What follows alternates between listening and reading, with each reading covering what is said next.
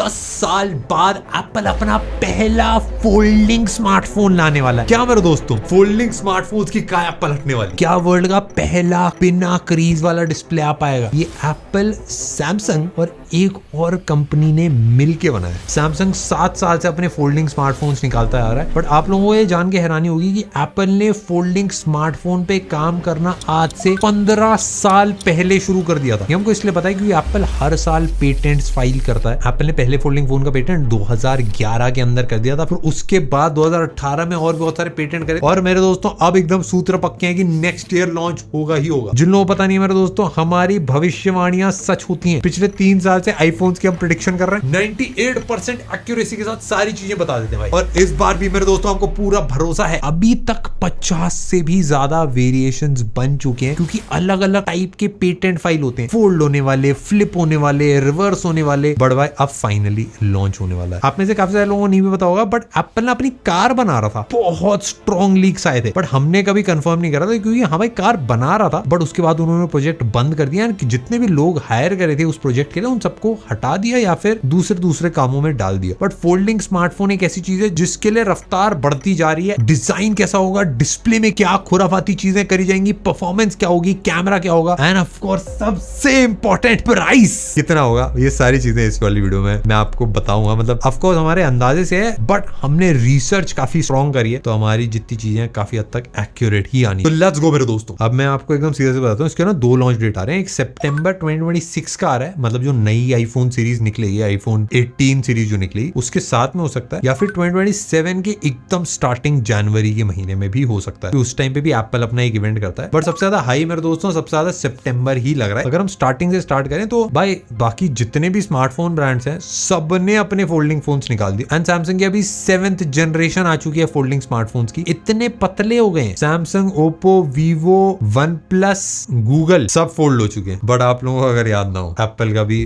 पहला folding phone आया था। वो उसमें दिक्कत ये थी कि बस वो एक बार फोल्ड होता था, उसके बाद वो फोल्ड नहीं हो पा रहा था। मैं क्या कह रहा था मेरे दोस्तों, हमको भी बहुत प्यार है एप्पल से। देखो एप्पल डिफरेंट स्ट्रैटेजी, ऐसा नहीं कि सबसे पहले वो लॉन्च करते हैं चीजें। यूजुअली सब जब कर चुके होते हैं चीजें, उसके बाद वो एकदम रिफाइंड प्रोडक्ट लेके आते हैं, पूरी मेहनत करके। एंड ये बहुत सारे सॉफ्टवेयर फीचर्स में आपने देखा होगा, जैसे कैलकुलेटर आया था बड़ा मेहनत के बाद आईपैड के अंदर। एंड उसके अलावा जो विडजेट्स हैं, कस्टमाइजेशन है, बहुत सारी चीजें जो एप्पल में काफी लेट आई हैं, बट जब आती हैं तो अच्छा इंप्लीमेंटेशन होता है। सेम चीज फोल्डेबल फोन्स में भी एप्पल कर रहा है। बिहाइंड द सीन्स बहुत मेहनत चल रही है। 2011 में पहला पेटेंट फाइल करा था, मतलब उस टाइम काम स्टार्ट कर दिया था फोल्डिंग फोन के ऊपर। और 2021 में मेरे दोस्तों उनका एक फाइनल प्रोटोटाइप बन के रेडी हो गया कि हाँ भाई अब इसको लॉन्च करा जा सकता है। बट वो प्रोटोटाइप था, उसमें ज्यादातर चीजें सही चल रही थी। 2021 में ऐसा हो गया था भाई पेटेंट उसके बाद काफी कम हो गया। तो ये 2 ही रीजन थे कि भाई या तो बंद कर दिया या फिर भाई उनका फाइनल प्रोटोटाइप रेडी हो गया। अब इसमें फाइनल बस चेंजेस करने रहते हैं। मेरे हिसाब से सेकंड वाला पार्ट ही ट्रू है, क्योंकि उसके बाद काम चलता रहा, किसी एक पर्सन को निकाला नहीं। गाड़ी का जब प्रोजेक्ट बंद करा था काफी सारे लोगों को निकाला गया था। इसमें ऐसा कुछ नहीं हुआ, इसमें भाई कंटिन्यूअसली काम चलता जा रहा था। एंड मेरे हिसाब से यूआई पे और सारी चीजों पे काम चल रहा हो। फिर भाई पूरी न्यूज बंद हो गई थी आना कि हाँ भाई अपना बिहाइंड द सीन्स काम चल रहा है। बट 2025 में एकदम स्ट्रांगली वापस आया भाई फोल्डिंग स्मार्टफोन। और मेरे दोस्तों 2025 में ही रिपोर्ट आई है कि एप्पल ने काफी ज्यादा प्रोग्रेस कर ली अपने प्रोटोटाइप्स में। फोल्डिंग फोन काफी आगे बढ़ चुके हैं, एंड अब जो निकलने वाला है वो डेफिनेटली काफी क्रेजी होगा। और बहुत मेजर चांसेस है कि 2026 के सितंबर में ये स्मार्टफोन लॉन्च करा जाए एप्पल की नई आईफोन 18 सीरीज के साथ में। अब इसमें 2 मेजर जो चीजें, क्या क्या नया होगा, क्या क्या नई एडवांस टेक्नोलॉजी होगी, ये सारा इस वीडियो में बताता हूँ। सबसे पहले स्टार्ट करते हैं मेरे दोस्तों नामकरण, क्योंकि एप्पल जिन लोगों को पता है हर चीज को अपना नाम देता है भाई। Punch hole display dynamic island बोला जाता है, एप्पल के ईयरफोन्स को एयरपॉड्स बोला जाता है, टैबलेट को आईपैड बोला जाता है, लैपटॉप को मैकबुक बोला जाता है, इवन एआई को एप्पल इंटेलिजेंस बोला जाता है, स्लिम फोन को एयर बोला जाता है, गोरिल्ला ग्लास को सेरामिक शील्ड और वीआर को विजन प्रो। तो भाई एप्पल को हर चीज को अपना नाम देना होता है। इसका नाम होगा आईफोन, और आगे ऐसा कुछ भी जो फोल्ड ना हो और दूसरा वर्ड फोल्ड नहीं हो। तो आईफोन फोल्ड तो 100% नहीं होगा। आईफोन फ्लेक्स हो सकता है, आईफोन फ्लिम्जी हो सकता है, आईफोन मोड़ तोड़ हो सकता है, आईफोन जोड़ मोड़ हो सकता है। भाई मेरे हिसाब से जोड़ मोड़ बेस्ट होगा। आप बताओ कमेंट सेक्शन में बेस्ट नाम कौन सा है, जो जीतेगा उसको मिलेगा मेरा प्यार।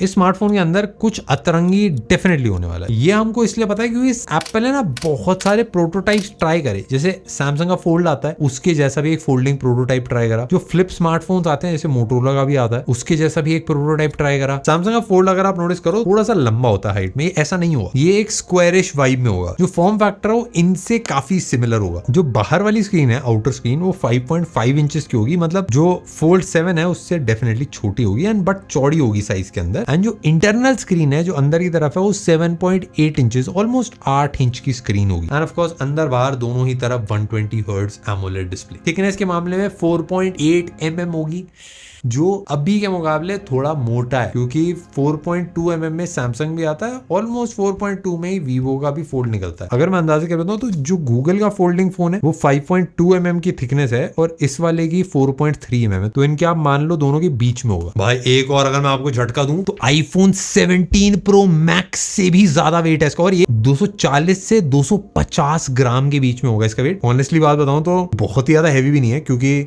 240 ग्राम के अराउंड आईफोन 14 प्रो मैक्स भी था, जो मतलब स्टेनलेस स्टील में आता तो काफी हैवी हो जाता था। बट अगर मैं अभी के फोल्डिंग फोन से कंपेयर करूं, सैमसंग का फोल्ड 220-218 ग्राम के अराउंड ही रहता, तो उससे भाई 20 ग्राम डेफिनेटली ज्यादा है। एक चीज जो मेरे को बहुत एक्साइटिंग लगी और मेरे हिसाब से ज्यादातर फोल्डिंग स्मार्टफोन्स मिस कर रहे हैं, वो है स्क्रीन। क्योंकि अभी जितने भी फोल्डिंग स्मार्टफोन्स हैं उनका जो शेप है वो स्क्वायर है, एंड उनमें अगर आप कंटेंट कंज्यूम करते हो तो थोड़ा सा अजीब सा लगता है। ब्लैक बार्स आते हैं, उसको जूम इन कर दो पूरा कट जाता है। बट एप्पल फ्लेक्स का जो एस्पेक्ट रेशियो है वो है 4:3। 4:3 जिन लोगों को नहीं पता, ये बहुत ऑकवर्ड रेशियो नहीं होता है, ये थोड़ा रेक्टेंगुलर ही होता है। बट इसमें फायदा ये होता है कि काफी सारे एपिसोड्स, काफी सारी मूवीज 4:3 में भी शूट होती हैं। जो यूट्यूब वीडियोस है वो आप बड़ी स्क्रीन पे एंजॉय कर पाओगे, एंड ऐसा अभी तक किसी भी फोल्डिंग फोन में बहुत अच्छे से नहीं हुआ है, क्योंकि सब में स्क्वायर चल रही होती है वीडियो। ये मैं अगर आपको थोड़ा सा अंदाजा देने के लिए बताऊं तो आईपैड मिनी जो आता है ये उसी के फॉर्म फैक्टर से बहुत ज्यादा सिमिलर है। एंड आईपैड मिनी पे काफी सारे लोग गेम्स खेलते हैं, मूवीज देखते हैं, उनको मजा आता है क्योंकि वो फॉर्म फैक्टर सही है। वो सिमिलर ही फॉर्म फैक्टर आईफोन फोल्ड का भी होगा, बस ये फोल्ड हो जाएगा अभी। इसमें एक और तगड़ी चीज होने वाली है, वो है क्रीज।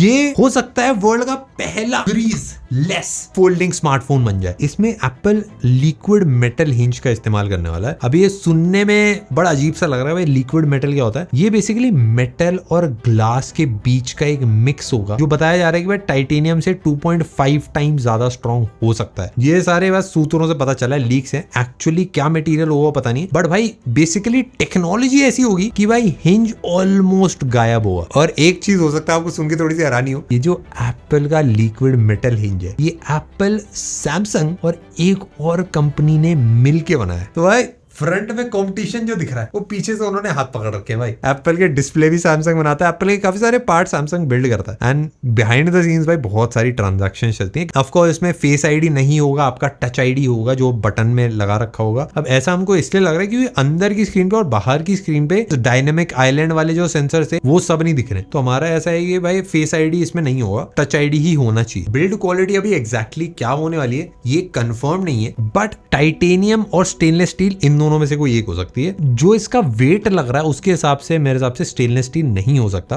टाइटेनियम ही होना चाहिए। मेरे को ऐसा लग रहा है कि भाई गोल्ड और सिल्वर ऐड करेंगे और ये गोल्ड होगा, एक्चुअल रियल क्रोम वाला गोल्ड होगा, क्योंकि वो कलर एप्पल ने अभी तक निकाला नहीं और वो डेफिनेटली भाई बचा के रखा है इस बार स्मार्टफोन के लिए। भाई इसमें एप्पल की एडवर्टाइजिंग में बताता हूँ, ये मेरे दोस्तों पहला आईफोन है जिसके अंदर अभी तक के सबसे ज्यादा कैमरे 4x2 8 कैमराज और 16 लेंसेज, क्योंकि सब में दो लेंसेज। एडवर्टाइजिंग ऐसे हुई, बट बेसिकली इसमें होगा क्या, ये बैक साइड में 2 ही कैमरा होंगे, एक फ्रंट में होगा और एक आउटर स्क्रीन पे होगा, तो 4 कैमरे हो जाएंगे। एंड आपके एक्चुअल मेन जो कैमराज हैं वो आपको 2 ही मेजर मेन मिलेंगे। एप्पल ने अभी रिसेंटली अपने स्मार्टफोन्स के अंदर करा है जहां पे भाई सेल्फी अपना बड़ा हो जाता है, सेंटर स्टेज टाइप जो फोटोज आती हैं बड़ी बड़ी होके, मतलब सेल्फी कैमरा से या वाइड में फोटोज खींच सकते हो, वो सेम चीज इसमें भी होने वाली है। जितने भी कैमरे सबसे फ्रंट से भी और आउटर स्क्रीन वाले से भी बैक में डुअल कैमराज होंगे, एक 48 मेगापिक्सल प्राइमरी होगा एंड एक 48 मेगापिक्सल का ही अल्ट्रा वाइड होगा। मोस्टली एप्पल इसको ऑप्टिकल जूम क्वालिटी के हिसाब से एडवर्टाइज करेगा कि भाई एक ही 2 लेंसेज से आप 50 लेंसेज वाली फोटोज खींच सकते हो। एक्चुअली आप समझ जाना भाई क्वालिटी डिसेंट होने वाली है, क्योंकि ऑफ कोर्स एक पतले स्मार्टफोन के अंदर कैमरे में कॉम्प्रोमाइज होंगे ही होंगे। एंड पहली बार एप्पल अपना फोल्डिंग स्मार्टफोन निकाल रहा है, तो एक रेवोल्यूशनरी कैमरा तो एक्सपेक्ट आप डेफिनेटली नहीं कर सकते। जो आईफोन एयर का कैमरा है उसी का आप इमेजिन करो, थोड़ा सा एक अपग्रेडेड कैमरा सेटअप हो सकता है। भाई